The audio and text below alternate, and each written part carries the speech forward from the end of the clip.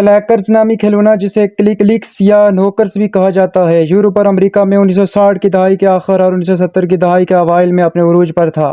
تیاری کے انتہائی سخت مراحل سے گزرنے کے بعد اس کھلونے کو بیچنے کی اجازت دی جاتی تھی، کیونکہ شروعات میں اس کھلونے کی بالز کو تیار کرنے میں شیشے کے مٹیریل کا استعمال کیا جاتا تھا۔ یہ کھلونا 2 گیندوں پر مشتمل ہے جو ایک تار کے ذریعے آپس میں جڑی ہوتی ہیں۔ جب انہیں جھلا جاتا ہے تو گیندوں کے آپس میں ٹکرانے سے ایک خاص قسم کی کلک کی آواز پیدا ہوتی ہے۔ کلیکرز کی بالز کیونکہ شیشے سے بنی ہوتی تھی، اس لیے اکثر یہ گیندیں آپس میں ٹکرانے کے باعث کبھی ٹوٹ جاتی تو بچوں کو جسمانی طور پر کافی نقصان ہوتا تھا۔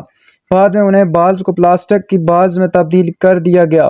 جب بچوں کے زخمی ہونے کے واقعات معمول بن گئے اور بچے لڑائی کے دوران بھی اس کا استعمال کرتے تو اس کھلونے کی فروخت پر نہ صرف پابندی عائد کر دی گئی بلکہ پولیس نگرانی کے ذریعے اس بات کو یقینی بنایا گیا کہ جہاں بھی اس کھلونے کا استعمال دیکھے تو متعلقہ بچے یا شخص کو گرفتار کر لیا جائے گا۔ بچے گیندوں کو ایک دوسرے سے ٹکرا کر کھیلنے کی کوشش میں اپنے چہروں یا دوسروں کے چہروں پر مار دیتے تھے، جس سے ناک سے خون بہنا اور مختلف دیگر چوٹیں آتی تھیں۔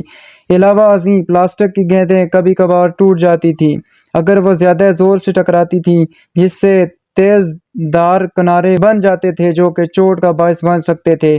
چوٹوں اور حفاظتی مسائل کے وسیع پیمانے پر رپورٹوں نے صارفین کی حفاظتی تنظیموں اور حکومتی اداروں کو کارروائی کرنے پر مجبور کیا۔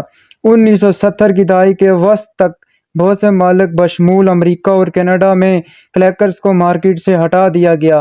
انہیں ہٹانے کا فیصلہ بچوں کی حفاظت کو یقینی بنانے کی ضرورت کی بنیاد پر کیا گیا۔ آج کل پاکستان میں بھی کلیکرز کی مقبولیت بڑھ رہی ہے۔ مختلف بازاروں اور کھلونوں کی دکانوں پر کلیکرز کے دستیابی نے انہیں بچوں میں ایک پسندیدہ کھیل بنا دیا ہے۔ یہ کھلونا پاکستان میں اپنے تفریحی اور چیلنجنگ عناصر کی وجہ سے خاصا مقبول ہو گیا ہے۔ کلیکرز کے بڑھتے ہوئے رجحان کے باعث پاکستان میں اس کی مقبولیت زبان زد عام ہے۔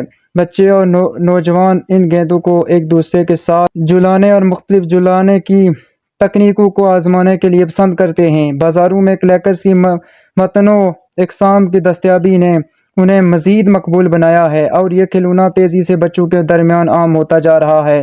بچوں کو یہ سکھانا ضروری ہے کہ گیندوں کو ایک دوسرے سے ٹکرانے کی کوشش میں چہرے پر نہ ماریں اور متحد طریقے سے کھیلیں تاکہ چوٹوں سے بچا جا سکے۔ والدین اور نگراں افراد کو اس بات کو یقینی بنانا چاہیے کہ کلیکرز کا استعمال محفوظ طریقے سے ہو تاکہ بچے ہم خوشی کے ساتھ ساتھ محفوظ بھی رہ سکیں۔ اگر آپ کو ویڈیو ہماری اچھی لگے تو ویڈیو کو لائک کریں اور چینل کو لازمی سبسکرائب کر دیں۔